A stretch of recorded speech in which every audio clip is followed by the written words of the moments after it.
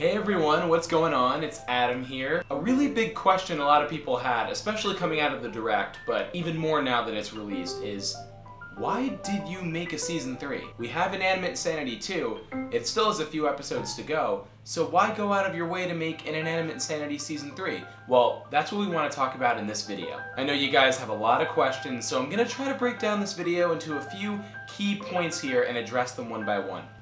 So let's get to it. 1, 2, 3, go!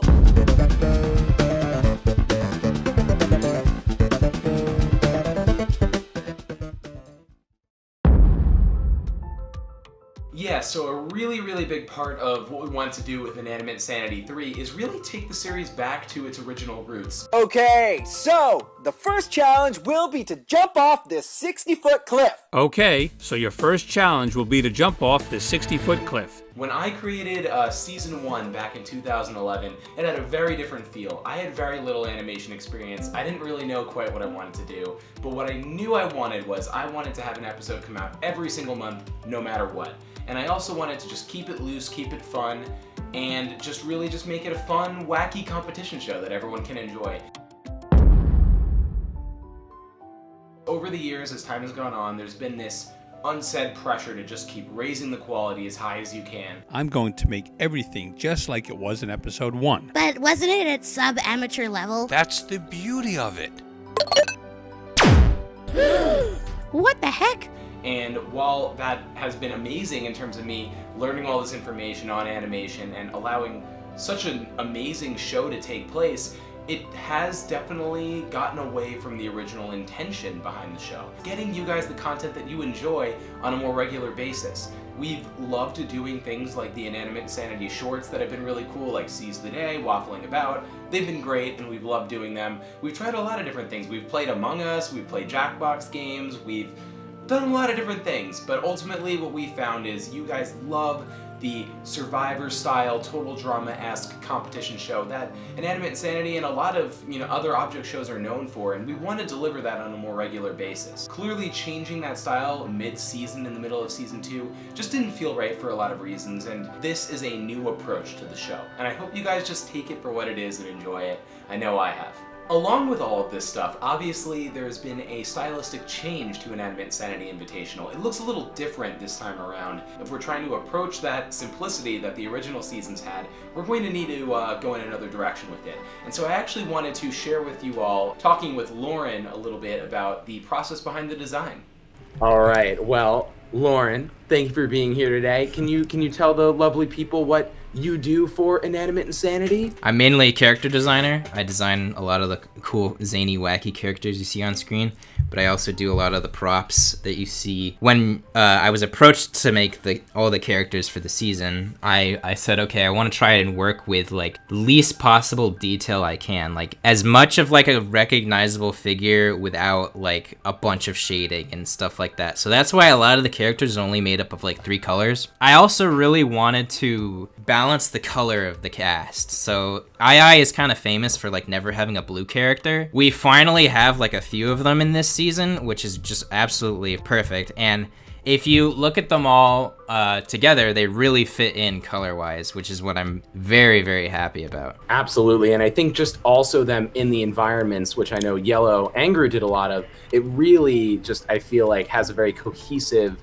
look to it, which maybe the earlier seasons had a little bit less of. Yeah, definitely. Wanted to make the style of the show kind of reflect the way I like hand draw assets. When I made all these characters, that's like what I would show them for poses. We really liked that, so I was like, I'll just make assets based around this, and that's why the eyes are kind of like smaller. Taylor made all the mouths. I didn't touch those, and I think he did a really good job on that. But I think it definitely encapsulates, especially those early sketches you sent through where you just kind of like scribble. Oh yeah, definitely. Those are very much just like cave drawing scribbles. But like it's a new season, like we gotta kind of mix it up a bit. So what's so funny is I'm with you in the same boat as like, oh well, why just do the same exact thing with Season 3 that you did? But I know so many people, when like a reboot of a show comes out, they're like, oh, why did they change this? Yeah. That's a really good point, actually. And obviously with the sketches that I had put together at the very beginning, some characters obviously changed a little bit. Like Candle was in a jar. Yeah, Candle was in a jar. Thanks for having me on. Now I'm going to talk a little bit more about gameplay elements, which is a really, really fun thing that I love about reality shows, where it really just mixes it up and you don't really know what's going to happen. Clearly, when you have very established story arcs with the characters, it almost limits you in that sense because you're a lot more worried about, uh-oh, what if this situation is thrown in and the character's arc gets cut short, which we don't want either. But I think this is going to be a fun opportunity to explore those things. What if the viewers vote for one character to be immune and all the other characters want to vote them out? What happens, right?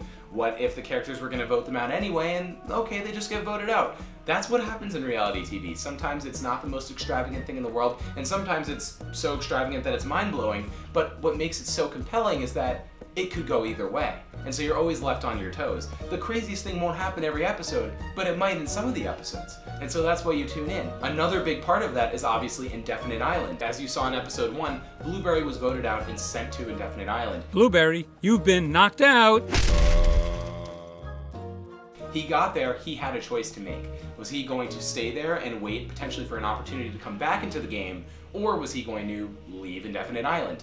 And his response was, "This place seems nice." Which, you know, if I heard that, I'd think he's gonna stay. I think he's gonna stick it out, but we'll just have to wait and see. Inanimate Sanity 2 is not ending. I know I've said it many times, and I know people in the comments have been backing us up by telling people, but it is not ending. We're in the process of solidifying the story for Season 2, Episode 15, and the series currently has 2 more episodes to go, so it's right there. I don't know why people would think we just quit with 2 episodes left when we've made hours and hours of content for the season. That'd be a very strange, bizarre move, but we are working on it. This is just kind of our approach to really go full throttle with Inanimate Insanity, give you guys what you want on a more regular basis, while also allowing us to creatively do what we want to do. And so I'm really, really excited to see what we have in store and share with you guys what we have in store. And I really, really appreciate you guys basically just sticking with us this whole time. It has been over an entire decade now that we've been doing this. I could not be more thankful for your support. Episode 2 is coming out soon, and we're so excited to share it. So thank you guys so much for watching. This is Adam signing out. Have a good one. 1, 2, 3, go!